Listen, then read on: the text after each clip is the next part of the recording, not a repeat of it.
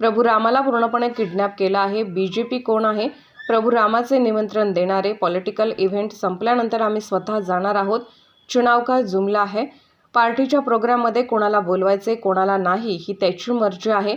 असे असते तर पूर्ण देशाला निमंत्रण गेलं असतं। हिंदू संस्कृतीमध्ये असं होत नाही। आम्ही आणि पवार असेच बसलो आहेत का? आम्ही जाणार त्या ठिकाणी। भारत आणि सर्वांना जोडण्याचं काम राहुल गांधी यांनी पहिल्याच यात्रेमध्ये केलेलं आहे। या देशाचे संविधान न्याय हे वाचवण्याचं काम करायचं आहे। त्यामुळे ही संकल्पना घेऊन राहुल गांधी भारत न्याय यात्रा घेऊन यात्रा काढत आहेत, त्याचे आम्ही स्वागत करत आहोत।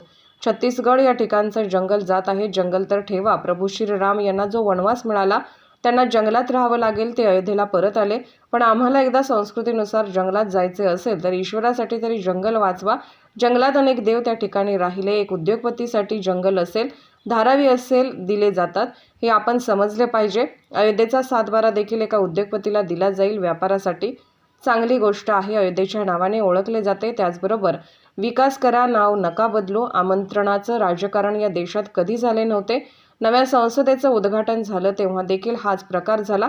हे सर्व सोहळे एका पक्षाचे आहेत, देशाचे नाही, राष्ट्रीय स्वरूप नाही। अशा प्रकारे कार्यक्रम होतात, त्याला राष्ट्रीय स्वरूप आणलं पाहिजे। हे राष्ट्राला समर्पित असावे। ज्यांची सत्ता आहे ते अशा प्रकारे काम करत आले आहेत। भारतीय जनता पार्टीला वाटतं की पवित्र काम करत आहोत, असे नाही, ही देशाची संस्कृती नाही। जानबूझ के नज़रअंदाज किया गया क्योंकि सभी का योगदान, जैसा आप लगातार कह रहे हैं, जानबूझ के नज़रअंदाज। मैं ये नहीं कहता हूँ, मैं बोला नहीं भारतीय जनता पार्टी का प्रोग्राम है। अपने पार्टी के प्रोग्राम में किसको बुलाना है नहीं बुलाना है ये उनकी मर्जी है। अयोध्या में जो हो रहा है वो भारतीय जनता पार्टी का कार्यक्रम, वो कोई रामलला के लिए नए कार्यक्रम कर रहे हैं। अगर ऐसा होता तो पूरे देश को निमंत्रण जाता, पूरे देश को बुलाया जाता। लेकिन ये अपने अपने इंडिया के लोग कौन है, अपने चमचे कौन है, अपने ये कौन है, ये देख रहे हैं। भगवान के दरबार में, हिंदू संस्कृति में और संस्कार में ये नहीं होता। तो हम क्या यहाँ बैठे हैं या पवार साहब या और कोई बैठा है क्या इन्विटेशन का इंतज़ार करते? जाएंगे बाद, प्रभु श्री राम सबके हैं, जाना तो है हमको वहाँ। इसके अलावा राहुल जी की भारत न्याय यात्रा का ऐलान कर दिया गया है, उसी दौरान चुनाव की शुरुआत होने की थोड़ी इम्पोर्टेंट चुनाव, आपको लग रहा है फायदा तो होगा? दूसरा क्या ये टाइमिंग आपको लग रहा है कि शायद बेहतर हो सकती है?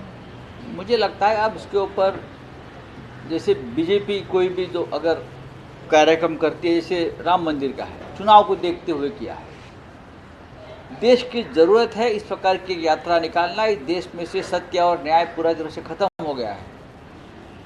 जब राहुल जी ने पहली यात्रा निकाली थी तो भारत जोड़ो यात्रा, भारत जोड़ने का काम किया, लोगों के मन जोड़ने का काम किया, समाज को जोड़ने का काम किया।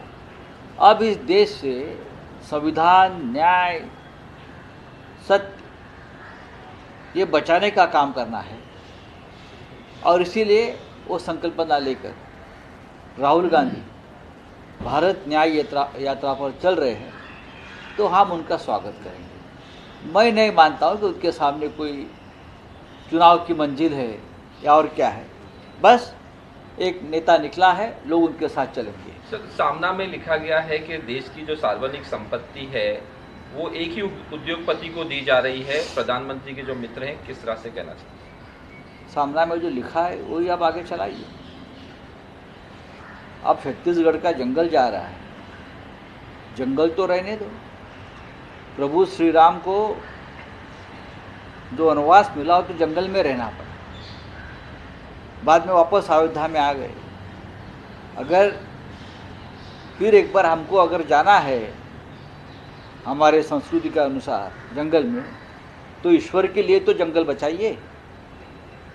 हाँ, जंगल में तो प्रभु श्री राम रहे थे, ईश्वर सब पूरे भगवान रहे थे। आप पूरे जंगल भी तोड़कर आप किसी उद्योगपति को दे रहे हो। और आदिवासी जो ये आपके कार्रवाई के खिलाफ छत्तीसगढ़ के जंगलों में, हाँ, हसदेव जंगल में संघर्ष कर रहे हैं, आप उनको तो जेल में डाल रहे हैं। इसलिए तो राहुल गांधी की न्याय यात्रा चल रही है ना, न्याय देने के लिए। तो एक उद्योगपति को पूरा देश, अब जंगल भी, धारावी की झोपड़पट्टी भी, सब कुछ एक व्यक्ति को अगर मिल रहा है या दिया जा रहा है, उसका मतलब आपको समझना चाहिए। एक दिन मुझे लगता है, मुझे बोलना नहीं चाहिए कि अयोध्या का 7/12 वो भी किसी उद्योगपति को दिया जाएगा। हर काम में उनका व्यापार और व्यवहार है।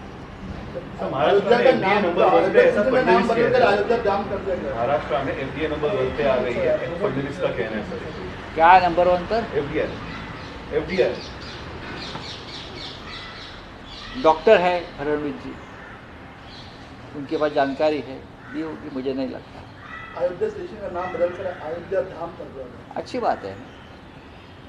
अयोध्या के नाम से अगर रेलवे स्टेशन को जाना जाता है तो उसमें टिप्पणी करने लायक क्या है?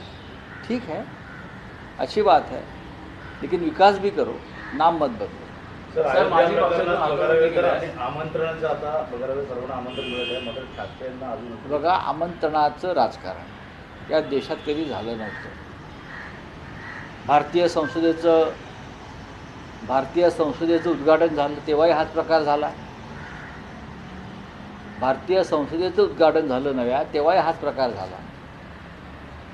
आता राम मंदिराच्या बाबतीत आयोजित हे सुरू आहे। हे सगळे सोहळे एका पक्षाचे आहेत, हे देशाचे नाही, याला राष्ट्रीय स्वरूप नहीं है। अगर इस प्रकार से कोई कार्यक्रम होता तेव्हा त्याला एक राष्ट्रीय स्वरूप आना चाहिए। ये राष्ट्र को समर्पित है, चाहे देश की नई संसद हो, चाहे अयोध्या का राम मंदिर हो। देश के स्वतंत्रता संग्राम में जिसका इतना भी योगदान नहीं है, जिसे हमारे मराठी में कवडीवर बोलते हैं, 4 आने का योगदान नहीं है, वो हिंदुस्तान की संसद का उद्घाटन करेंगे या बनाएंगे? अयोध्या के संघर्ष में जिसका योगदान नहीं है वो आज सबसे आगे है। राजनीति ऐसी होती है और हम मानते हैं कि जिसकी सत्ता है वो इस प्रकार के काम करते आए हैं। भारतीय जनता पार्टी को अगर लगता है वो बहुत पवित्र काम करने जा रहे हैं, नहीं, ये देश का संस्कार और संस्कृति उसे मान्यता नहीं देती। सर अयोध्येमध्ये जाण्यासाठी काही जण योगदान म्हणून काही ना काही पाठवत आहे, कोण अगरबत्ती तर काही लाकडं तर काही दिवे, अशा गोष्टी आता अयोध्यामध्ये पोहोचलेल्या आहेत। आम्ही आमचं रक्त दिलेलं आहे। शिवसैनिकांनी रक्त, घाम आणि अश्रू दिले, बलिदान दिले, एक लक्षात घ्या। आता जे काय देत आहेत हा भारतीय जनता पक्षाची ही प्रचार यंत्रणा आहे। चला।